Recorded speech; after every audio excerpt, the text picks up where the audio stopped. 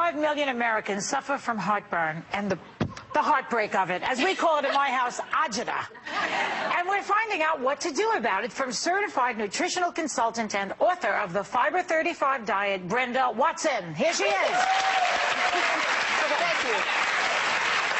Now, Brenda, what's the difference between indigestion, acid reflux, and heartburn? Well, indigestion is just an overall umbrella term that can mean anything from feeling uncomfortable after you eat, nausea, bloating, anything like that. General term. Heartburn specific. Oh, to what? It means you have a burning sensation. Now, it can be in your esophagus, in your stomach. It can be after you eat, or it can be any time during the day. Sometimes people get it when they first get up in the morning. But as it progresses, people have it more long-term. Did you see that fight with Rosie and Elizabeth yesterday? That gave her heartburn. We did, yeah, we did. So anyway, what happens is long-term, if people have it over and over and over again, beating a dead horse to cause heartburn. Go ahead. They develop something called acid reflux, go to the doctor, and the doctor diagnoses that. Now, we have an animation to show you. I love an animation about heartburn. So here's what we have. We have someone eating food, and they're going to swallow the food. It's going to go down the long esophagus into this little muscle. And in a person without heartburn, that muscle should tighten. So as the stomach's churning up its contents, it doesn't splash up into the esophagus. But see, in a person with heartburn, it doesn't close.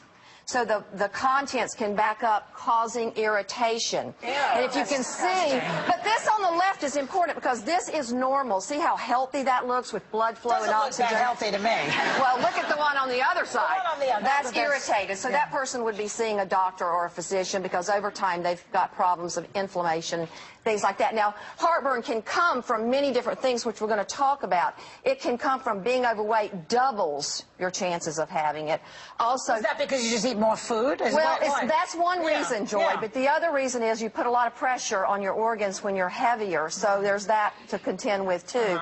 The other thing's food sensitivities are a big part of it. Now, what's this whole allergy business? Because now everybody's allergic to wheat, allergic to stuff that they didn't have that 10 years ago. Now everybody's allergic to it. Well, that's because of processed foods. If you look at what I'm talking about here on the food table, we all know, like, chili, spicy foods, fried foods. Are good for you. No. No. Those can cause heartburn. Right. Okay, corn is a they can cause happiness as well. No. Right. If it tastes good, it's trying to kill you. Right. Dried fruits, but here's what you're talking about. Dried fruits are good or bad? They have a sulfur on them, so they can be a little bit irritating to a lot of people. Okay. Soda, we know, coffee, red wine can be a little bit more irritating than white wine. I'm a white wine girl. Does that ring a bell? I love white. Go ahead. Now, the question you asked is about gluten, and gluten is a common food that people don't usually know causes heartburn.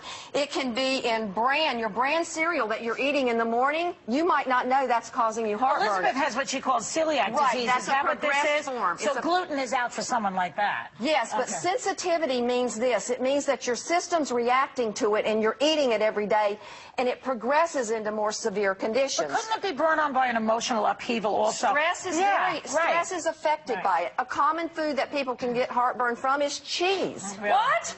Yes, cheese. Cheese, that's the greatest food ever invented. But you know what? If it doesn't give you heartburn, fine. But if it gives you heartburn, then don't eat it. Goat cheese even? What's left? Goat cheese. Well, let's go down to this side of the table. Okay.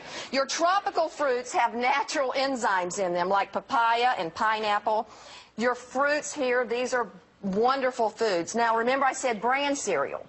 But this is a millet cereal, and rice, that is much more, gentle on the system if you're eating it and you have this problem with gluten. But I still want to have a good BM. Is that wrong? No, that's what all this is about, Kathy. This is all about having stop shouting a good, at me. Right? This is all about that. So in the morning, if you start your morning so out... far, what can we eat here? The millet and the fruit. That's it. No. All of this. All right. All of this. Okay, you don't have that much time, so finish up. Okay. Yeah.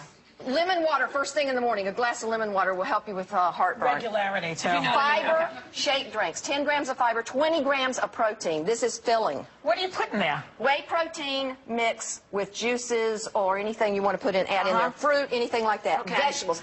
Getting 35 grams of fiber a day in your diet is very beneficial to help you losing weight.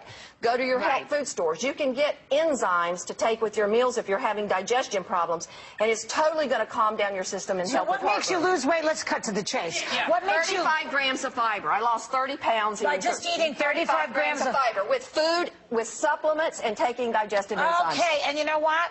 You're all going home with a copy of Brenda's book with all this information. We'll be right back. Great stuff.